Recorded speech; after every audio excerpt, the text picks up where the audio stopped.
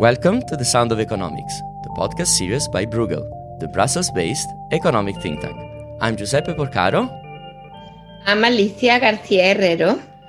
And on the 1st of July 2021, the Chinese Communist Party celebrated 100 years. And today, we take the opportunity to look at the past, present and future of the party, its impact on the economy, and on the wider aspects. This episode is part of Bruegel's focus on global China as seen from Europe, which includes as well our monthly newsletter, ZhōngHuá Mundus, to which we invite you to subscribe. The link is in the show notes. Little promotion aside, I'm very happy that Professor Steve Tsang joined us. Hello, Professor Tsang. How are you? Very well, thank you. Lovely to be here. Professor Tsang is a political scientist and historian, and he is the director of the China Institute at the School of Oriental and African Studies in London. Thanks so much for joining us at The Sound of Economics. To start with, an anniversary usually makes us look back to the past. And that specific anniversary wants to be charged with a certain symbolism by the Chinese leadership. On one hand, looking back to the past, recreating a continuous narrative for a political entity which has gone through several chameleonic transformations. Secondly, a certain pride and reference to the fact that the other Communist Party, which has been in power for long, the Communist Party of the Soviet Union, didn't last for as long as the Chinese one. And this last consideration is referred to Xi Jinping, himself, and seems to symbolize the grip of power and the process of fortifying itself against collapse. So, Professor Tsang, what is your take as an historian on the narrative building, but also on the lessons we can learn from analyzing this long history of the party? Well, first of all, thank you for inviting me. I think it's a very important subject that we have to address for the celebration of the centenary of the founding of the Communist Party. Xi Jinping is looking forward rather than looking backward. I think you quite rightly say that for a lot of the anniversary occasions, people look back into their history and try to review it and celebrate its success and sometimes commemorate on its failures. In this case, it's all about the future. It is about Xi Jinping ushering China into a new era, and the history of the Communist Party of the previous 100 years has been rewritten in order to project the right history for the build-up to the transformation of China that Xi Jinping is going to take China into. So, if you are a historian and in the commemoration of the 100th year anniversary of the Communist Party, you remember some of the enormous mistakes or failures of the Communist Party, such as the Great Leap Forward, for which something like 40 million people died as a result of government policy over 3 years, or the Cultural Revolution, for which a former General Secretary of the Communist Party, Hu Yaobang, openly admitted, resulted in 1 out of 10 Chinese population having been politically prosecuted. Then you will have committed the heinous crime of historical nihilism. And that is simply not tolerated. There's only now one version of history of the tremendous success of the Communist Party in saving China from the so-called century of humiliation, steering Chinese people through the unbelievably difficult challenges that bring China to where it is today. And the Communist Party will have managed to outdo every other Communist Party in world history.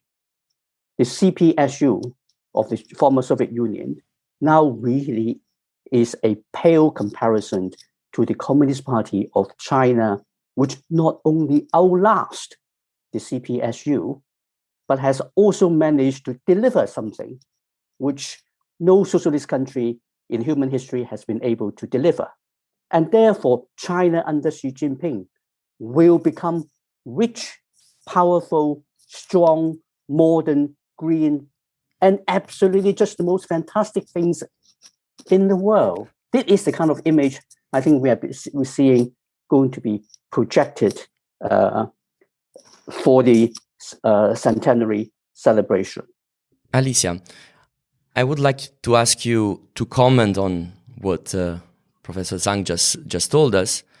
Well, first of all, I want to thank Professor Zhang for being with us, because I do understand how. I mean, I actually think it's enormously important to have a balanced view of this 100th anniversary, and Professor Zhang is helping us do this at Bruegel.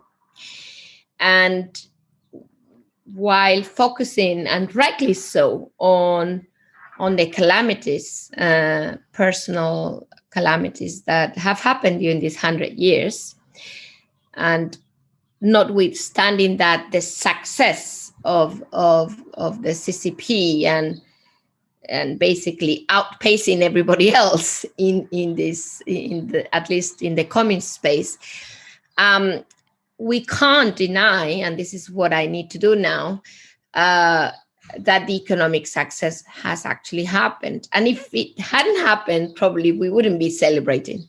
So I think the core to understand this success in that regard, these 100 years being accomplished, is indeed the economics, the social contract that I like to use that expression that Chinese signed. I don't know whether willingly or even being aware of it or not, maybe not at the very beginning, but certainly now, of basically giving up some freedoms in exchange for a better life. And frankly speaking, probably many other countries in the world, in the developing world, might have actually signed up that contract, just that they didn't have the contract in front of them as the Chinese did. Again, maybe they weren't aware of the contract, but the point is, with the benefit of hindsight, which is what we're trying to do here now, 100 years hindsight, that contract was there, it was signed, and it turned out to be fine, because China has tripled and quadrupled its income per capita. Is that enough? That's, basically not for me to judge. I was never in that situation, so it would be too easy for me to say maybe not enough. But for those who were in those circumstances, maybe by now the answer is it was enough. What are the key economic successes? I mean, the obvious ones: more than 400 million people out of poverty. Maybe not so much, to be frank, income distribution on the other side of the story, because although many were lifted from poverty, still the accumulation of wealth was very concentrated, I have to say. But overall, of course, it's a positive, because everybody's better off, just not as much as others.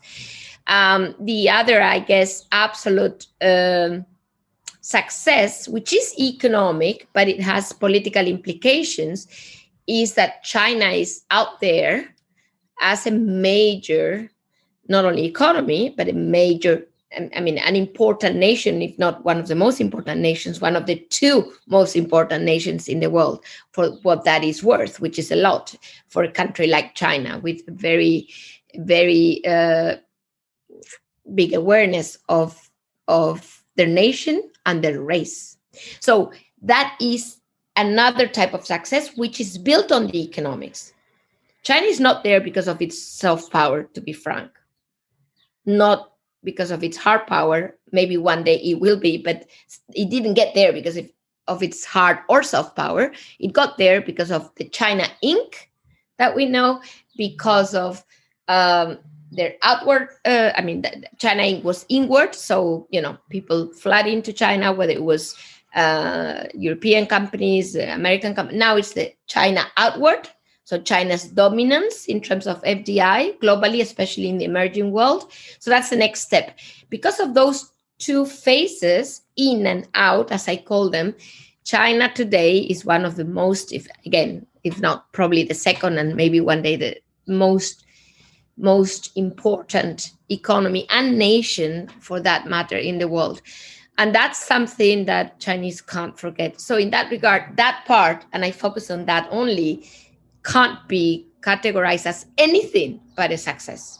And that explains the way in which we read the 100-year anniversary. But again, I do agree with Professor Zhang that that's not the whole story. This was a contract. And I would even say behind this contract, we could think of Faustian contract. Yeah, because a lot was given up, just that it doesn't show in the contract. And I leave it there for further discussion.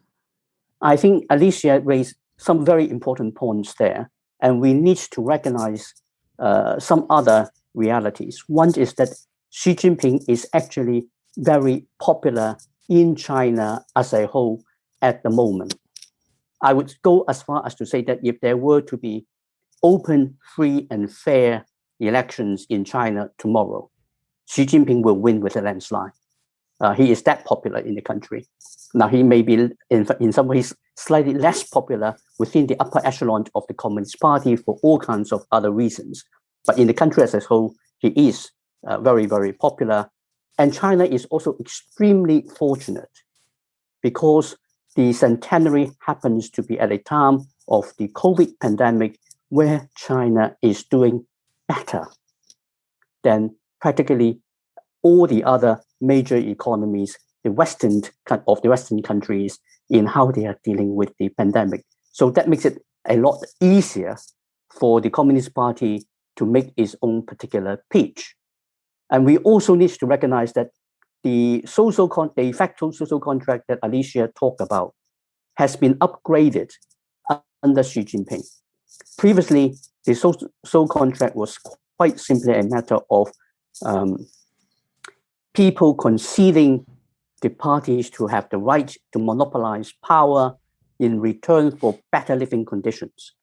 But under Xi Jinping, he actually upgraded it to making people in China proud of China's achievements, which means that China takes a much more hardline foreign policy approach that go out of its way to assert the success of China, and that focus on nationalism make people in China feel good about themselves, and therefore they feel good about the celebration of the 100th anniversary of the Communist Party. I'll stop there.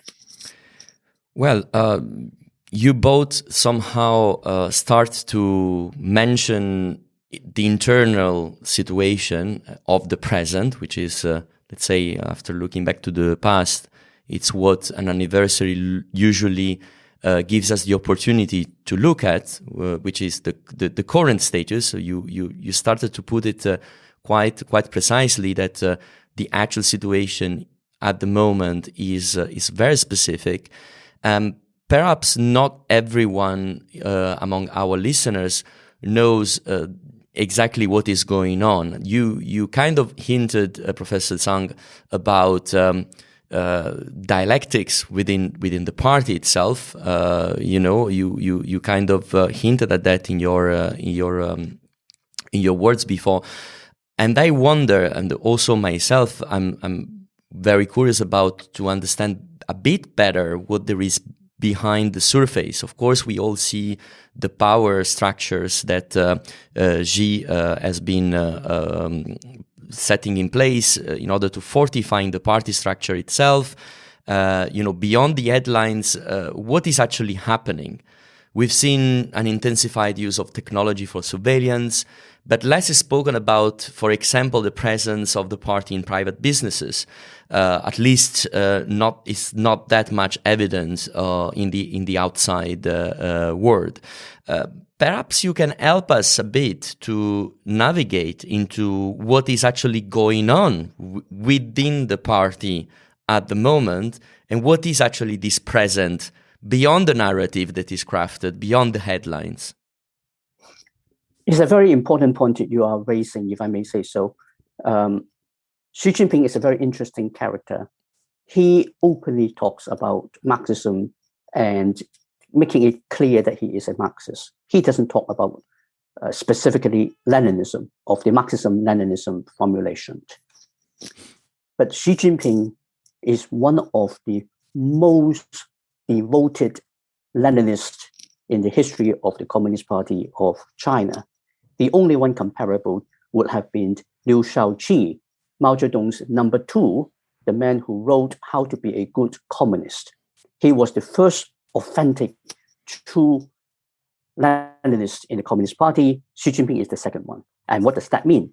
It means they focus very much on the organization and the effectiveness of the Communist Party as a Leninist instrument of control. In China under Xi Jinping, all the changes that are going to be delivered are to be superintended and led by the Communist Party of China. He even said it openly, particularly at the 19th Party Congress in 2017, the occasion when he consolidated power and became clearly the supreme leader in China, even though he called himself the core leader, but effectively it was the supreme leader. On that occasion, Xi Jinping said, it matters not north, south, west, east, or in the middle. It matters not in what areas of work you engage in. The party leads everything. There was no exception. There was no if, no buts. And from the very beginning, when Xi Jinping became leader in China in 2012, he almost immediately launched the anti-corruption operation. Now, at the time, people thought that it was an anti-corruption campaign, and the campaign has a starting date and an ending date. For Xi Jinping, he had never intended it to be a campaign. The anti-corruption operation is forever, because the anti-corruption campaign really is the trading name of something much more important, which is a party ratification campaign, something to weed out from within the party those who were corrupt or weak or not devoted, or quite simply not sufficiently loyal to the leader of the day. And therefore, you can see, since 2012, there are now over so-called 200 so-called tigers, the vice minister and above rank of cadres being brought down by anti-corruption campaign. And none of them, not one, was a protege of Xi Jinping, which is really quite extraordinary, given the way how corruption happens in China. So what we are seeing now is Xi Jinping continuously tightening up the control of the party, tightening up party discipline, and getting the party to move back into areas that have been allowed to operate without the presence of the party for a few decades. That includes the private sector. So your major companies are now required to have a party cell or a party secretary superintending the work of that enterprise. This applies not only to Chinese private enterprises, but also to multinationals operating in China. It's going to be a process. Not all of them already have a party presence at the moment, but we are going to see them eventually getting into every one of them. It also means the distinction between the state-owned enterprises and the very, very large private enterprises will become less and less as we move forward. Now, it doesn't mean the government or the party is taking over control over the large private enterprises, whether we're talking about Alibaba or Tencent or Pinduoduo or any of those. But what it doesn't mean, is that a party branch will be established, a party secretary will be appointed, and as long as those private enterprises will do what the party expects and requires to be done, the party will leave them alone. But if they begin to behave in ways that are not in line with the party, and in particular, do or say things which makes the party leadership uncomfortable, then the party operations will kick in and put pressure and make them behave properly. And this is something which I think we have to bear in mind when we look at the private enterprises. And I would just end here by adding that the premise is that all these party operations are meant not to undermine the innovativeness and the capacity for entrepreneurship of those private enterprises. Whether you see that as a round peg in a square hole, and they cannot be mixed to match, is something that you will have to make the judgment.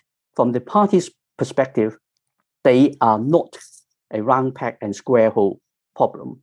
They are a square peg for a square hole situation that is simply should work properly. Hand it back to you.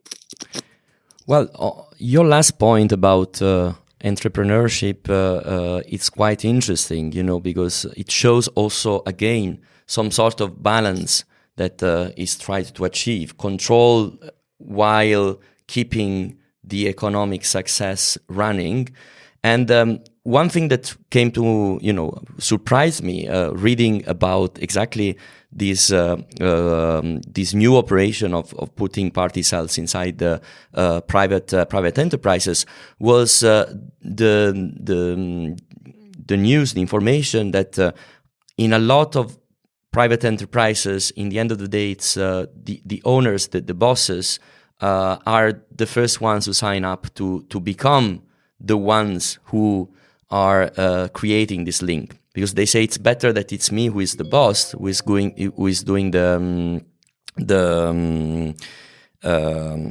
link between the party, rather than someone else, in order to not to lose control over their own private businesses. I found it quite interesting, and beyond the surface, it shows how the relations can be a little bit more complicated than they might seem from our own lenses, which are not used to that, at all. I don't know, Alicia, if you might want to add something on that, but I found it quite peculiar for our own way of thinking to understand exactly what does it mean. Well, thank you. I think this is a very important conversation, because what Professor Zhang is alluding to, at least my interpretation, is that basically, in order for the party, and we could start speaking about the future, but somehow from today's point of view, given what Professor Zhang said about President Xi's own thinking about Leninism and what that means. There's first the ideology, and second probably the need. Yeah, if I read correctly. So where's the need coming from? The need for control, and I think this is quite important to answer your question, is maybe without that control, the party might not be able to continue to prolong its existence beyond these 100 years, maybe 150. I don't know when, but the point is, it seems that there is first the ideology, this model is superior. Second, the need. And I want to dwell on the need, because if we understand why there is a need, we can also look at, we can kind of distill the problems ahead. And you are touching on one of the key problems ahead, meaning I may need to control because perhaps there are things in the economy that, or in the society, but I'm going to focus on the economy. That's all I know in a way, that might go wrong if I don't control. Think about financial risk, which is actually quite large in China today. Think about a very rapid, although we may not realize this year because growth is going to be high, but a very rapid structural deceleration of the Chinese economy. So, how are you going to keep on with that social contract that I referred to before? How are you going to pay for that lack of freedom? So you need to control, supposedly, to make sure that the means of production go in the direction you want them to go. Yeah. Think about capital outflows in China, actually capital flight from China. You don't want that to happen because you want that money to be deployed in China to create that growth, that employment needed for that social contract. So how do you do that? Well, you try to keep that private sector because that's the hen of the golden eggs, or the goose of the golden eggs, but you need to control it. And how do you do that? Exactly as you pointed out. You need the best, i.e. the leaders in that private sector, to be the controllers rather than to be controlled.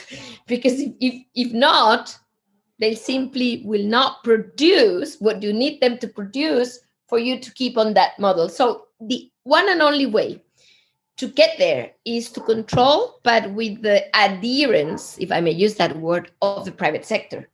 So you need to induce them to accept the control and actually embrace the control.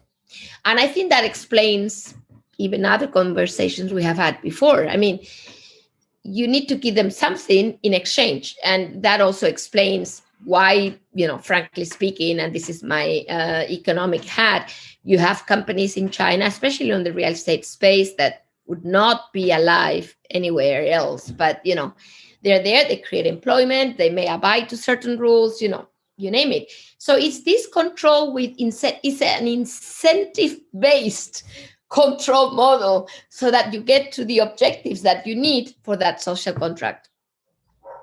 That's the way I would look at it. If I want to use harsher words, you could think of some kind of, I know it's a little bit of a shock to use this now, but Professor Zhang did go through it, a culture revolution with a softer hand, in the sense that what you want is to abide while keep on working, while keep on producing, while keep on growing. Yeah. So how do you do that? Everybody needs to watch everybody. You'd better have the best watching the rest, because if it's the other way around, then it's the old culture revolution. And you don't want to have that. You want a new type, meaning a productive type, but with the ultimate same effect, which is you control because you need it. Well, it makes very much sense to me. One of the questions that many people ask is this successful model when it comes to the economy and when it comes to control? Is it something that might create a certain appeal outside China at some point? Is this something that at some point might be exported? This is like, the floating question that many people ask, are we going to all be Chinese at some point? It's a common question, like a layman question on that we often hear, and with fears or with apprehensions or with the wonder, like what exactly this would mean. Is that real? A real thing? Is that something that we should watch on, or do you think this is far off? It's a very good question. It's a very complicated question, so forgive me for the somewhat longish answer. The first part to the answer is that no, the Chinese government is not looking to export the China model. There's no evidence at all that the Chinese government thinks that its model can be exported and can be easily copied by anybody else. Well, partly because it is fundamentally a Leninist model, And from the way how the party under Xi Jinping is presenting it, it is a Chinese Leninist model, which make it superior to the original Leninist model, and therefore practically impossible for others to copy if they haven't got the quality of the Chinese people to be able to deliver something like that. So we are safe in the sense of not going to be having the China model being imposed on us. Now, what the Chinese government does want to do are two things. One is to make the world safe for authoritarianism, because we have to recognize that ever since Woodrow Wilson was the president of the United States a century ago, the United States government has a policy of making the world safe for democracy. And a world safe for democracies is a world where authoritarianisms are in retreat, a world where color revolutions can happen.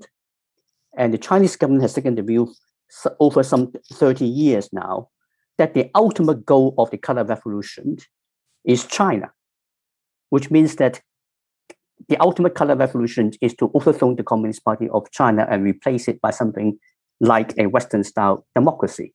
That's not to be acceptable. And that's why it's important for them to make the world safe for authoritarianism. Therefore, there is not going to be further spread of color revolutions that could potentially be destabilizing for the Chinese Communist Party's monopoly of power in China.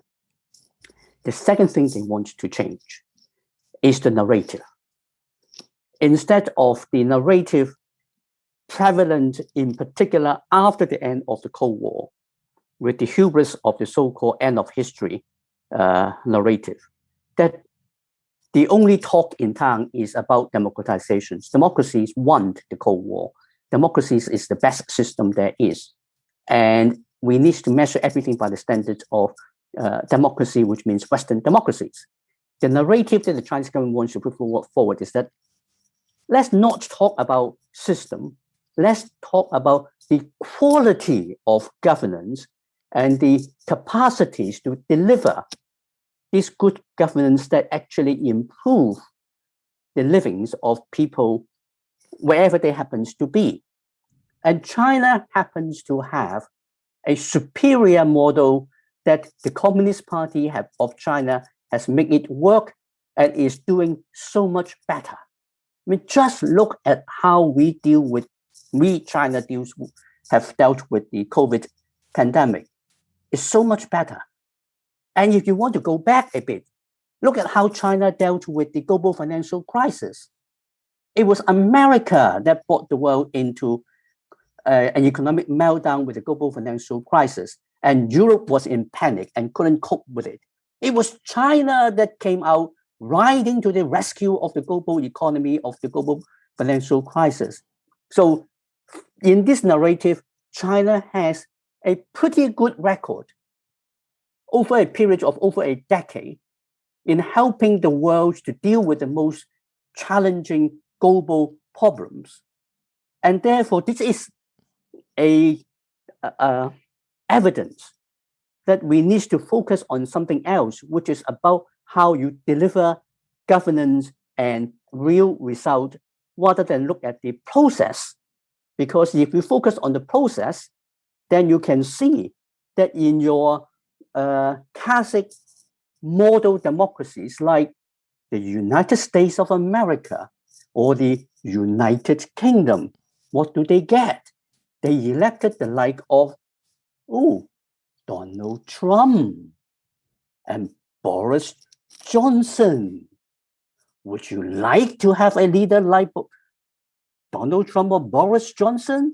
Or would you like to have a leader who takes a whole over 90 million strong party that work to your benefits and delivers the result? So they want to change that narrative and present China much more positively. They would be quite happy for other countries to try to draw inspiration from the Chinese model, but they are not going out to impose it, but they are going out to stop Western democracies using their model or their narrative to present China in a negative light or to persuade other countries to go the Western way rather than considering an alternative that would be more positively supportive of sustaining the Chinese model in China itself. Over to you. Thank you. I mean, this was a comprehensive reply, but very clear. I don't know, Alicia, what you might want to add to this. Perhaps a few words from the European perspective on this and the European take. Thank you. Yeah, I think it's, of course, everybody. Yeah, I mean, this is the word proselytism. I guess I learned this. It's a very religious type of concept, but we all try. Yeah, we have our values. We try to export our values through all kinds of policies. Yeah, in the case of Europe, even trade policy nowadays. So, or privacy policy, GDPR, for example. I mean, we can't judge, say, China without looking at ourselves in terms of perhaps exporting certain values or models. But I want to go back to what Professor Zhang said about this very important concept, which is that why not export China's model? Because nobody can actually carry it out from the Chinese perspective, maybe rightly so. But that's very different from Europe. I mean, there's no idea, sorry to put it this way, of superiority of a model because of, maybe I would even say DNA. It's about a model, maybe, to the extreme, you could hear some Europeans saying this was born in Greece and, and this is our origin, but it's not such a nationalistic, I would argue, rationale behind keeping that core model for ourselves because we're the one and only ones able to carry it out. That's the big difference. So we do think we have a different model from the US. We even call it, according to the president of the European Commission, in the last policy State of the Nation speech, I remember very clearly her call on, I think, a market economy with social values, something like that, if I recall. I mean, it's not the model that, it's not the US model, or it's not the Anglo-Saxon, even I would argue Anglo-Saxon model. So that's quite important, but it's different in nature. Because first, there's no sense of this model is only feasible within our borders. So maybe we're even more proselytic than the Chinese, because we believe that our model can be easily exported, and and it would actually make sense to do so. But so the irony of things is that in that regard, maybe we push it even further than they do. But think about why they don't. And this brings me to, my wonderful students. I once asked, and this is just the economic part of it. Do you think the Chinese economic model is superior? And the answer is, of course. And then the next question is, wow, so do you think, so you shouldn't be moving to a market economy model? No, of course not. This is so much. So what about if we all move into a socialist model with Chinese characteristics? Oh, for God's sake, don't do that, because you rock the boat if you all do the same, if you all, sorry to say, subsidize your companies. I mean, there will be so much competition, everybody dumping through. I mean, I'm not arguing, sorry, this is a little bit of a joke that's all China does. I mean, China is very competitive, very dynamic, but it is exactly the same point that Professor Zhang mentioned on a more political space, that why export something that works? Why do that? I mean, this is a relative game, And it's not a win-win type thing where if we all do the same, we'll all be better. It's like, if I do that, but you have that model that actually doesn't work, and you have this huge welfare state, and it's so expensive, why would you do that? This immigration policy, this is, of course, amazing. I mean, for the Chinese, our immigration policy, why on earth would you do that?